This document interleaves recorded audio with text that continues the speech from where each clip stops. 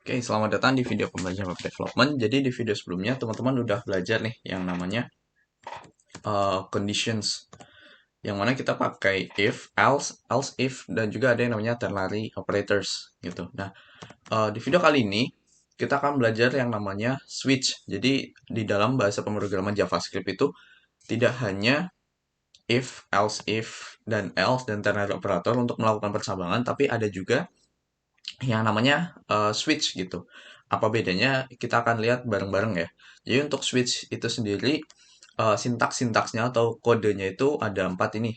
Ada switch, kemudian ada case, ada break, dan juga ada default gitu. Nah, jadi kita akan mulai ya. Teman-teman bisa buat file di sini switch.js. Kemudian teman-teman hubungkan ke file index.html yang luar, yang paling luar dari folder uh, web development tutorial ini gitu. Jadi teman-teman bisa masukin ke sini gitu. Seperti di video sebelumnya juga ya. Nah, kalau sudah, kita akan mulai untuk switch case. Jadi untuk switch case itu penulisannya gini. Jadi switch. Nah, sebenarnya di sini ada muncul nih. Kalau misal teman-teman ada yang muncul, bisa teman-teman pilih, kemudian enter. Nah, dia akan muncul nih template-nya gitu. Atau misal mau nulis manual, jadi ada switch. Kemudian sini nanti nilainya. Kemudian ada case kemudian case X misal, kemudian di sini value katakanlah, atau di sini ngapain gitu. Kemudian ada break. Nah, kemudian bisa lagi nanti case Y, kemudian di sini ngapain, di sini break. Kemudian yang terakhir adalah default gitu. Defaultnya di sini ngapain. Oke, kita akan bahas satu-satu. Jadi di sini udah semua ya. Kita ada switch, ada case, break, dan juga ada default. Oke, jadi uh, perbedaan paling mendasar antara switch dan juga if-else statement itu adalah nilai yang bisa kita gunakan untuk pencabangannya itu gitu. Jadi kalau misal teman-teman tahu kalau if-else statement itu isi di sini tuh harus antara true atau false gitu kan. Nah, untuk membentuk sininya true atau false, teman-teman bisa pakai macam-macam. Bisa kita pakai string, angka, boolean, pakai tipe data yang lain. Yang penting nanti hasilnya adalah true, yang mana nanti kita menghubungkannya itu dengan comparison operator dan juga logical operator gitu.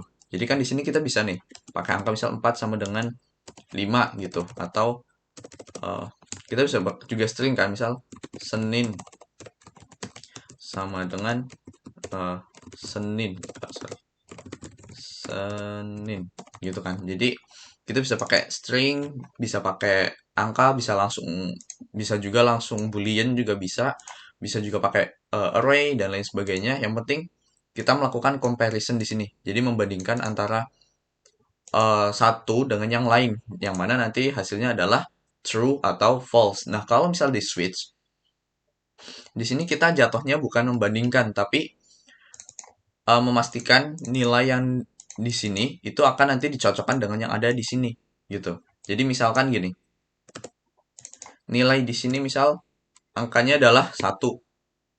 Misalkan di sini angka deh gitu ya. Kemudian di sini ada variabel angka, itu adalah prompt atau user. Jadi sorry, prompt masukkan angka. Nah, jadi dari sini, oh ya di sini jangan lupa ya, kalau misal kita pakai prompt, kemudian isinya adalah angka, kita pakai number di sini.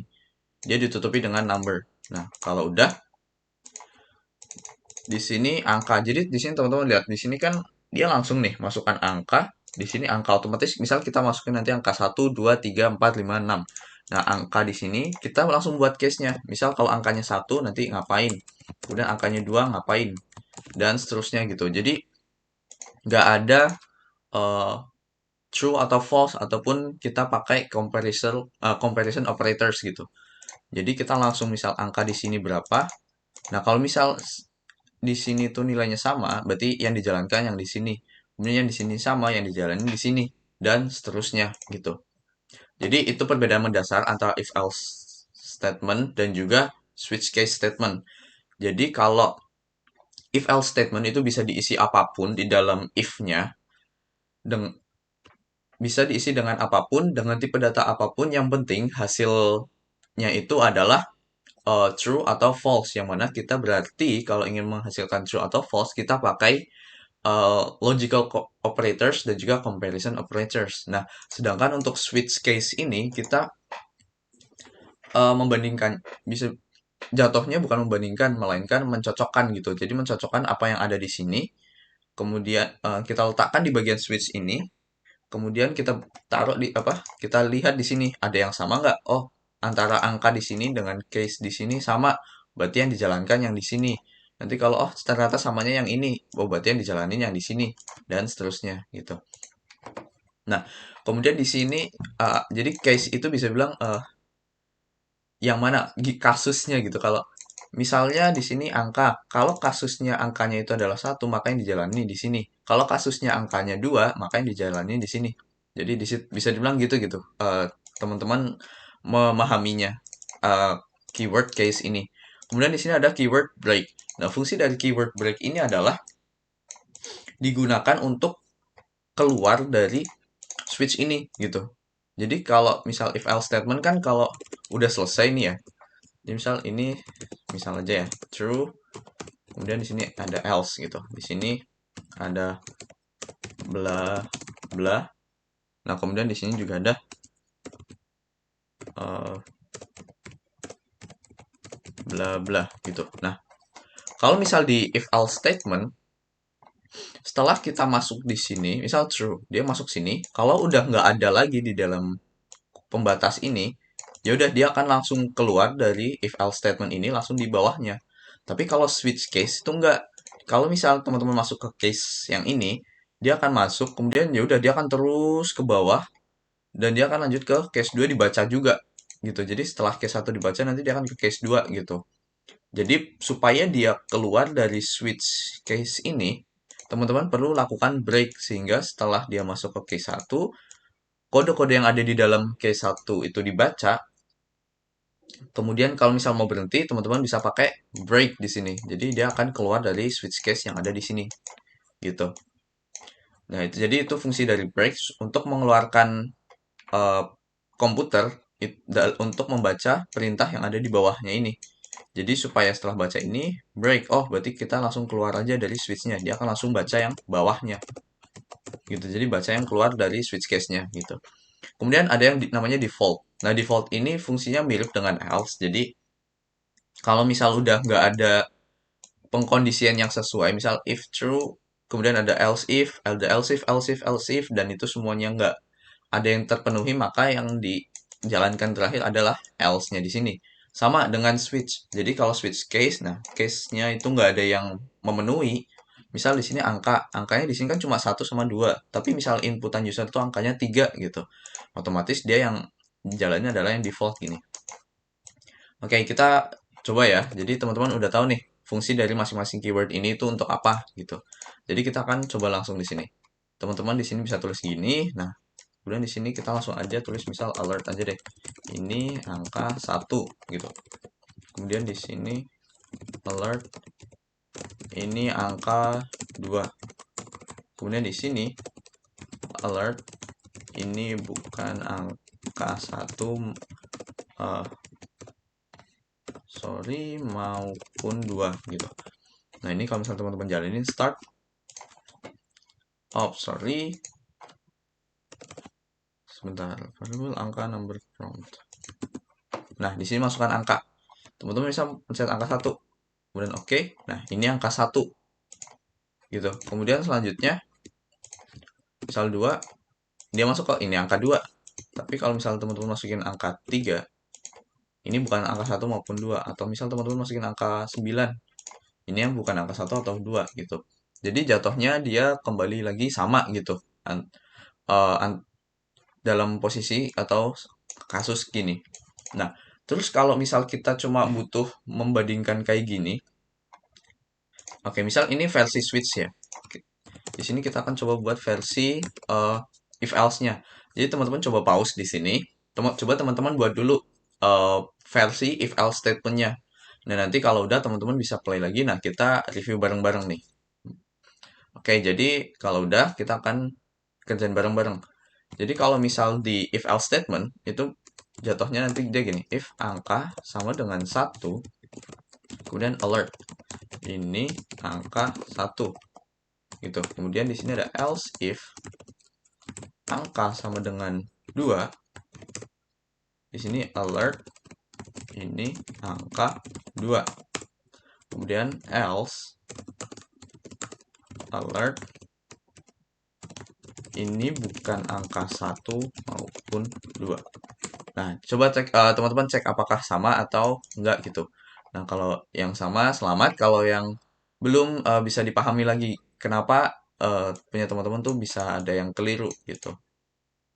Nah, jadi bagian atas ini dan juga yang bawah sini dia mempunyai fungsi yang sama gitu. Jadi dia sama-sama ngecek angka di sini. Kemudian kalau misal satu kondisi terpenuhi, maka yang di dalam situ yang dijalankan gitu.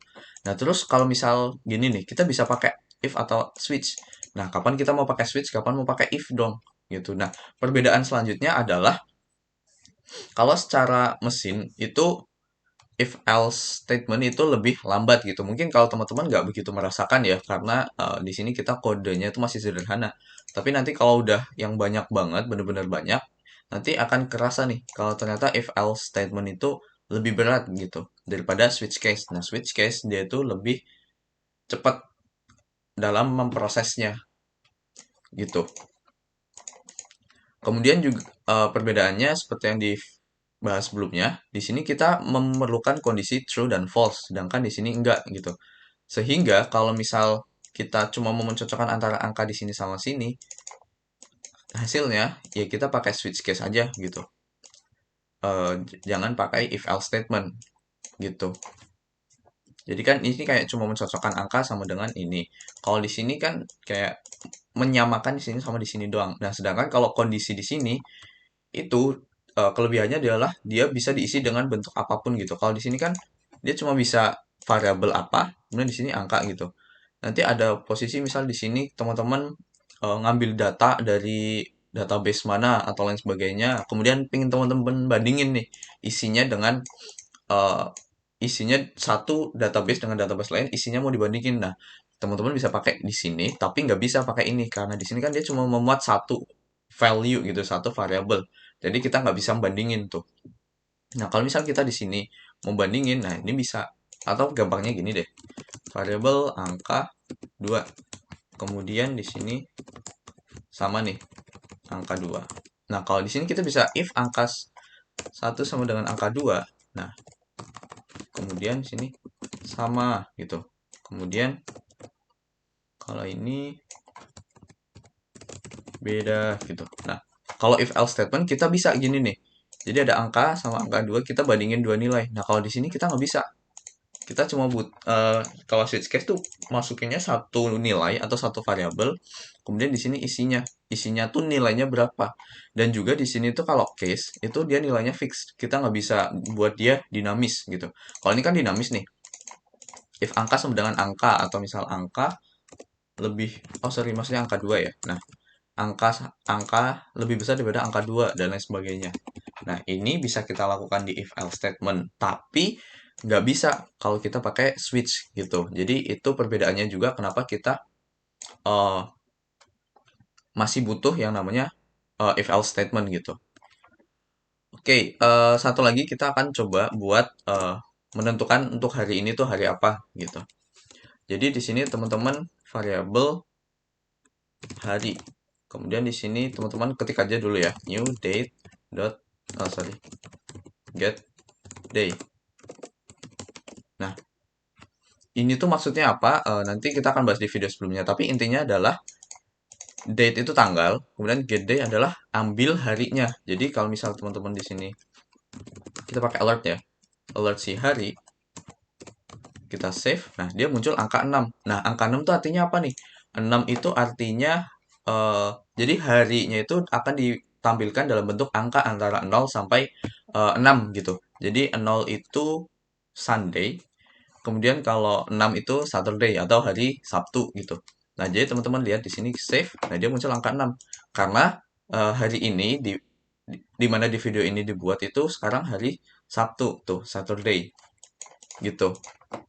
Nah, kalau udah kita akan buat switch case-nya nih. Kita buat dulu switch, kemudian hari. Nah, dari sini coba, oke, coba teman-teman pause lagi. Teman-teman coba buat nih, gimana nih kalau supaya untuk menampilkan alert yang mana isinya adalah hari ini hari Senin, hari ini hari Selasa, hari ini hari Rabu, Kamis, Jumat, Sabtu, Minggu sampai habis gitu. Coba teman-teman pause, coba teman-teman buat ya. Setelah itu nanti kita akan review bareng-bareng.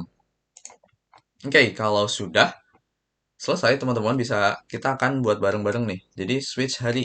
Kita buat case kalau harinya itu 0. Oh sorry, 0. Kalau 0 kita akan lakukan alert.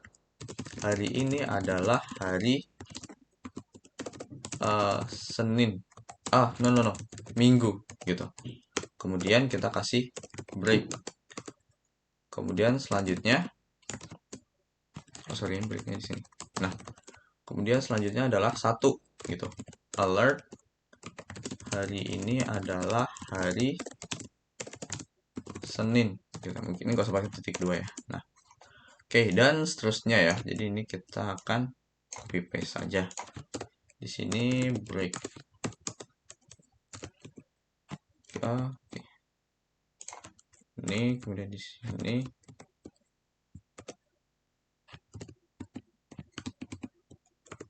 break. Oh, 1 2 3 4 5 6. Di sini 6. 6 itu adalah hari Sabtu. Kemudian di sini 5 Jumat.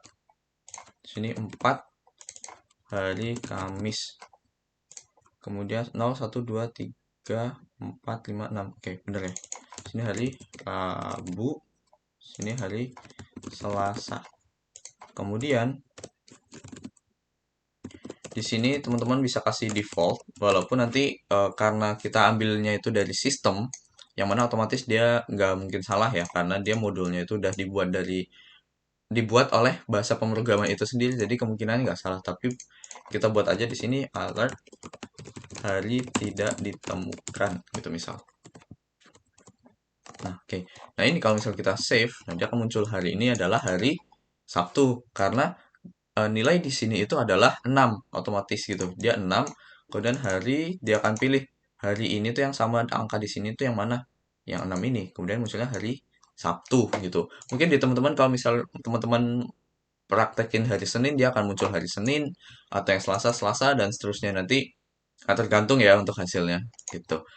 Oke, jadi untuk switch sekian terlebih dahulu. Jadi teman-teman udah tahu ya bagaimana cara menggunakan switch, kemudian apa sih bedanya sama if else statement, padahal dua-duanya kan sama-sama pencabangan.